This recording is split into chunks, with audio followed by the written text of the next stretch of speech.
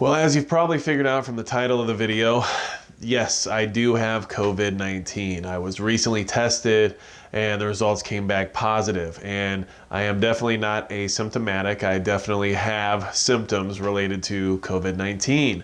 So I wanted to address everybody here just to let you guys know what's going on, to try to keep you posted on if anything changes when it comes to my health or whatever's happening around here. So far, it feels like a cold, but with some caveats. And when I say that, what I mean is that there's some definite nuance to how I'm feeling compared to any other sickness I've dealt with before. Definitely strange that I don't have the sense of taste right now. That is definitely something I didn't expect to ever experience, but here I am. Eating food is basically whatever it could be. It doesn't matter. As long as I'm eating something, it's the same sensation. It doesn't seem to matter what type of food it is, and that's definitely odd. I do feel all right. I do feel like I'm going to be okay, but it is something that happened, and I am currently sick. So this is something to keep in mind. It's something that I wanted to share with everybody because it's important for us to remember that we need to prepare. We need to make sure that we are not only prepared for the idea of dealing with an outside pandemic, but also prepared for the concept of dealing with it inside. Once it's in your home and once you're exposed to it, how are you going to adapt to make sure that you don't find yourself in a worse position, okay? So some of the things I could have done better, maybe some of the things that we could all take a look at. You know, if you really wanted to keep yourself limited from exposure to this virus and stay out of the way of the pandemic, you know, what are the things that I could have done better? Well, obviously PPE is always a thing. You know, if you really want to make sure you're trying to practice as safely as you can, you want to make sure you're wearing whatever protective gear allows for that. Now, is the mask debate ever going to end? Probably not.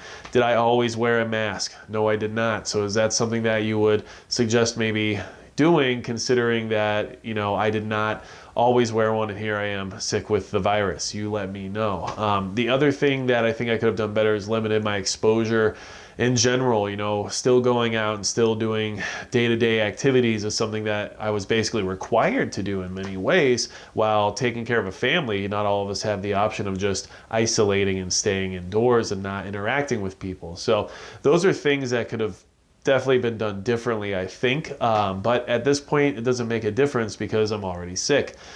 Now, I will say some of my biggest struggles are being home and not being able to interact with my children, trying to stay away from my wife.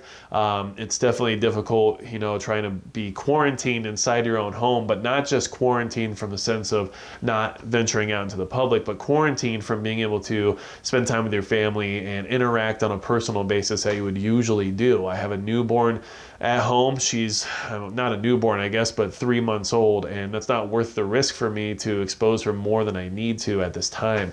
So I'm having to take extra precautions within my house and try to make sure that I limit any exposure to my children and to my wife, because she still has to take care of the kids while I'm not able to help. So there's definitely some struggles and there's definitely some frustrations associated with what I have going on. And I just wanted to share this with you guys because, you know, we can be as prepared as we want. We can do everything that we are told or do everything that we think is the best way to do things in order to not expose ourselves or to not find ourselves on the other end of a virus. But here I am with COVID-19. And I do find myself to be a relatively careful person, but we all are going to find ourselves in situations that are out of our control from time to time. So don't expect you to not be able to find yourself in the same position as me at some point. You know, don't have that concept of invincibility. You know, if you're prepared and you're worried about preparing for things like SHTF events or all the other scenarios we talk about on this channel, you should also have that expectation that things can happen to you too. It's not just about what happens to somebody else. It's always in the back of your mind that, yes, this is still a possibility. And, you know, I wouldn't have thought necessarily that I would contract COVID-19. However, here I am. So this is something for everyone to consider. I just wanted to share with everyone because it is a kind of maybe a wake-up call, or if anything, it's at least an interesting situation to find myself in, where had this pandemic been related to something more extreme, let's say, just for example, like the rage virus, and 28 days later, I would now be a zombie and I'd be trying to bite everybody's faces off. These are things that we have to think about because, you know, the next time around, we might feel like people are crying wolf because it's going to be the same old routine again, right? Well, oh, last time I had COVID and it wasn't that bad, so why is everyone freaking about this new one? Well, let's just be honest, that new one could be much, much worse. And those of us who are going to feel that idea of them crying wolf to cause whatever fear or panic they want to generate based on it, well, that could be a dangerous situation. So I just wanted to share with everybody.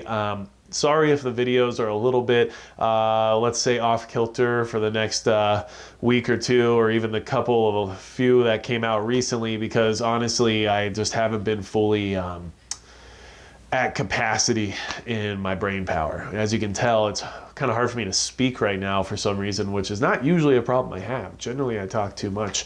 Thanks for letting me know that in the comments, by the way.